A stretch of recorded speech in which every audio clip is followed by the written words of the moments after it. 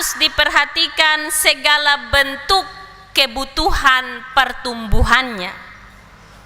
Bukan hanya kebutuhan jasmani, makan, minum, pakai, dan lain sebagainya, tetapi juga kebutuhan rohani mereka.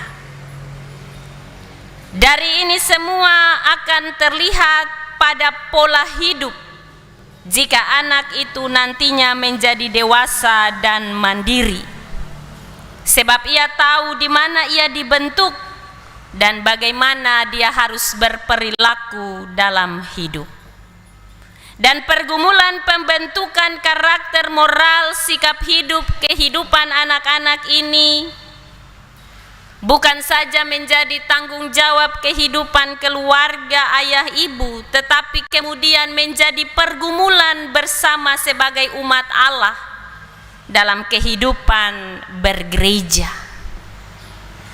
Dan lewat perayaan syukur Natal di hari ini kita belajar tentang sebuah keluarga yang dibentuk dan ditetapkan oleh Allah untuk menjadi contoh dan teladan bagi kehidupan kita, yaitu keluarga Yusuf dan Maria.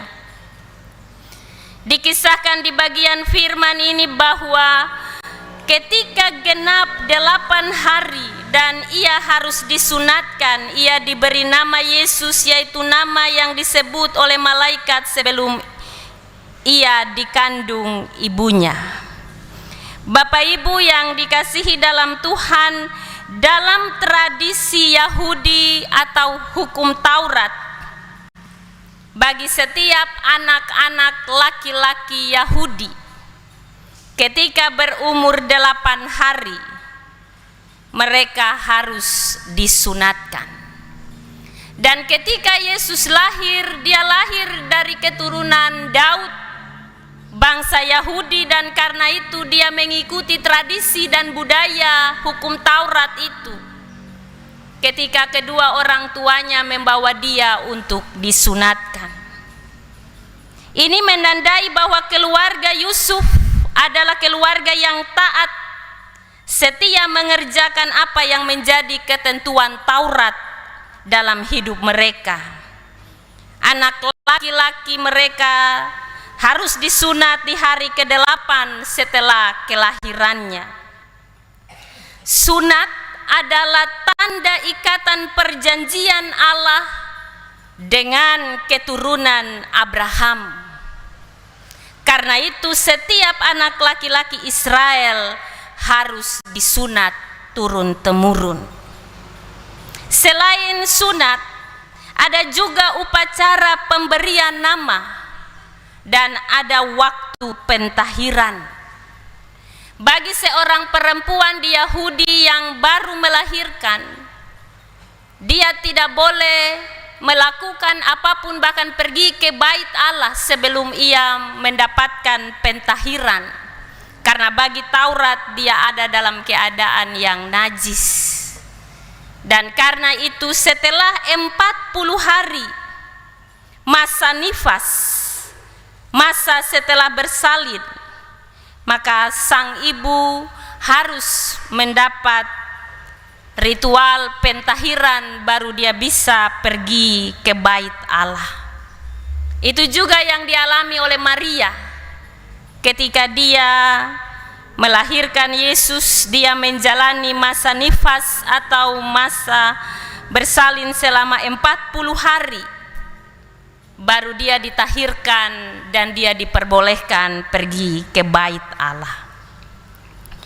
Yusuf dan Maria sebagai orang Yahudi saat itu sangat menghormati dan menghargai ketentuan Taurat, dan karena itu mereka membawa Yesus sesuai aturan Taurat untuk disunat, tetapi juga sekaligus diberi nama sesuai dengan nama yang disampaikan oleh malaikat bagi mereka. Yusuf dan Maria sebagai orang tua menginginkan supaya bayi mereka tumbuh dengan baik. Dan kita bisa melihat apa yang menjadi catatan Lukas dengan jelas bahwa Hasil dari merawat Yesus sejak masa kecil ini, mereka merawat Yesus dengan memberikan nilai-nilai yang positif, di mana dicatat dalam bagian firman Tuhan, anak itu bertambah besar dan menjadi kuat, penuh hikmat dan kasih karunia Allah ada padanya. Menunjukkan sebuah lukisan yang lengkap bahwa tidak hanya pertumbuhan fisiknya yang baik, tetapi juga pertumbuhan dalam pengenalan akan Tuhan. Dan karena itu dia selalu datang ke bait Allah untuk mendengar firman Tuhan sejak kecilnya. Bahkan catatan selanjutnya bahwa di umur 12 tahun pun Yesus ada di bait Allah dan bercakap-cakap dengan para imam di sana tentang kerajaan Allah. Kita melihat bahwa Yusuf dan Maria sangat memperhatikan pertumbuhan Yesus secara menyeluruh, mulai dari menyunatkannya hingga dikuduskan bagi Allah ketika mereka membawanya ke bait suci. Keluarga Yusuf adalah keluarga sederhana. Mereka tahu skala prioritas mereka sebagai orang tua. Karena itu, mereka melakukan tanggung jawab mereka dengan baik kepada anak mereka. Kita bisa lihat dalam ayat 24 bagian firman ini bahwa mereka ketika pergi ke bait Allah mempersembahkan korban menurut Taurat yang ditentukan bagi bangsa Yahudi, yaitu sepasang burung tekukur atau 2 ekor anak burung merpati. Bapak Ibu yang dikasihi, dari persembahan korban yang dilakukan oleh Yusuf dan Maria, maka kita bisa melihat bahwa Yusuf dan Maria adalah keluarga sederhana. Sebab menurut ketentuan Taurat, bagi orang-orang yang tidak mampu mempersembahkan korban, maka mereka akan memberi persembahan sepasang burung tekukur atau 2 ekor anak burung merpati. Namun bagi mereka yang punya strata atau kelas yang tinggi, persembahan korban mereka pun berbeda, yaitu anak domba yang terbaik. Ada aturan-aturan dan ketentuan Taurat yang membuat kita lalu bisa membedakan mereka ini dari keluarga yang punya status sosial yang tinggi atau kaya, atau mereka ini adalah keluarga dari status sosial yang rendah. Dan hal itu dapat kita lihat dari persembahan korban yang mereka bawa ke bait Allah. Dan apa yang dilakukan oleh Yusuf dan Maria ini juga menunjukkan bahwa mereka adalah keluarga sederhana, keluarga yang hanya dapat mempersembahkan korban sesuai dengan status mereka. Bapak Ibu yang saya kasihi dalam Tuhan Yesus Kristus, keluarga Yusuf dan Maria menjadi teladan bagi kita di kehidupan kita di saat ini. Bahwa contoh dan teladan yang mereka berikan adalah membawa anak mereka Yesus sejak dia masih berumur 8 hari.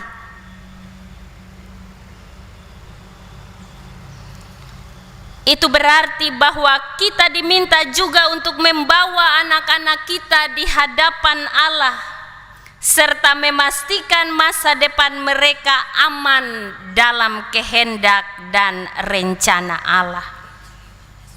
Dan pergumulan ini harus dipahami oleh semua keluarga Kristen. Anak-anak dalam zaman ini sering diabaikan. Banyak anak-anak yang dihadirkan sebatas hanya untuk mengembangkan marga keturunan, namun tidak diperhatikan. Buktinya banyak anak yang mengalami masa depan yang buruk, putus sekolah misalnya, moral buruk dengan minum alkohol, merokok sebelum usia dewasa, bahkan seks bebas. Karena itu tugas orang tua di zaman ini sesungguhnya cukup berat untuk dilakukan.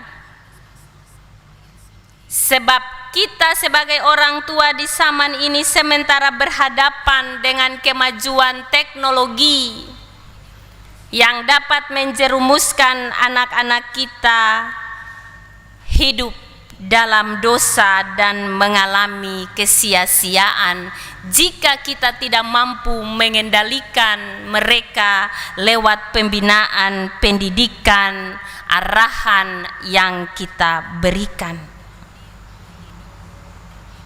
Karena itu Bapak Ibu, melalui bagian firman ini kita diajak untuk selalu menjadi orang tua yang betul-betul hidup takut Tuhan, supaya kita pun mengajarkan anak-anak kita hidup takut Tuhan. Terkadang kalau anak-anak kita masih kecil, kita tidak mau bawa mereka datang beribadah atau ke gereja. Karena bagi kita, pemahaman kita, mereka akan bikin ribut, bikin sibuk, dan kita tidak akan fokus untuk beribadah. Tetapi sesungguhnya lewat bagian firman ini kita belajar untuk membawa anak-anak kita sejak dini, sedari sekarang, bahkan walaupun mereka masih kecil. Karena ketika kita membawa mereka dari kecil datang beribadah dan selalu berjumpa dengan Tuhan, itu akan menjadi sebuah kebiasaan sampai mereka dewasa. Maka lewat firman Tuhan di hari ini, kita selalu diminta untuk melakukan tanggung jawab kita dengan baik kepada Tuhan, karena anak-anak kita dititip bagi kita hanya untuk sementara waktu. Dan pada akhirnya kita akan diminta pertanggungjawaban apa yang sudah kita lakukan bagi mereka selama Tuhan menitipkan mereka bagi kita. Ini tanggung jawab yang tidak mudah Bapak Ibu. Sebab kita akan mengajarkan mereka dan membentuk karakter mereka yang baik, moral yang baik, anak-anak yang nantinya hidup takut Tuhan. Karena itu, mari kita tetap minta tuntunan kuasa Roh Kudus untuk memampukan kita melakukan tanggung jawab yang Tuhan percayakan bagi kita sebagai orang tua. Pada zaman sekarang ini Bapak Ibu, segala fasilitas bisa diperoleh dengan mudah. Segala pengaruh dari dunia mudah sekali masuk ke dalam diri anak-anak kita melalui HP, buku-buku, majalah-majalah yang mereka baca, kaset video yang mereka tonton, dan gambar-gambar yang mereka lihat. Pengaruh-pengaruh itu dengan mudah dapat menembus ke dalam kehidupan anak-anak kita, dan pengaruh-pengaruh itu sulit untuk kita kendalikan karena menawarkan hal-hal yang menarik kepada anak-anak kita. Karena itu jika para orang tua tidak hati-hati, maka mereka akan kehilangan anak-anak mereka. Kalau kita tidak hati-hati, kita akan kehilangan anak-anak kita. Tugas kita yang terutama dari Tuhan adalah mendidik anak-anak kita sebaik-baiknya. Bukan kebutuhan jasmani mereka saja, tetapi yang paling penting adalah kebutuhan rohani mereka. Karena itu didiklah anak-anak kita sedini mungkin untuk mengenal Tuhan. Dari kecil kita sudah membiasakan mereka mengenal Tuhan dan menyembah Tuhan. Sebab jika mereka dididik sejak kecil, maka setelah besar mereka tidak akan menyimpang dari kebenaran dan didikan kita itu. Amsal pasal 22 ayat 6 berkata bagi kita, didiklah orang muda menurut jalan yang patut baginya, maka pada masa tuanya pun ia tidak akan menyimpang daripada jalan itu. Maka mari Bapak Ibu yang saya kasihi dalam Tuhan, kita kembali dalam pergumulan kehidupan kita. Kita masih dipercayakan Tuhan dengan tanggung jawab besar, baik di tengah keluarga rumah tangga kita, di tengah persekutuan bergereja kita, di tengah masyarakat di mana kita ada. Kita lakukan tanggung jawab yang Tuhan percayakan bagi kita ini dengan baik, karena pada waktunya kita akan kembali mempertanggungjawabkan itu kepada Tuhan yang mempercayakannya bagi kita. Mintalah selalu tuntunan kuasa Roh Kudus untuk memampukan kita melakukan semua tanggung jawab yang Tuhan percayakan bagi kita, supaya yang kita lakukan tetap benar dan didasari pada takut akan Tuhan.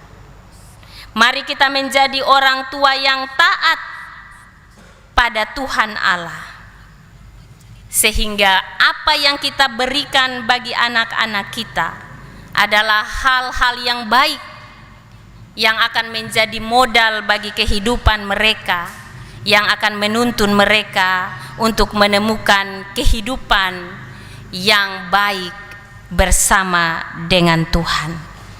Tuhan Yesus memberkati kita dengan firman-Nya. Amin.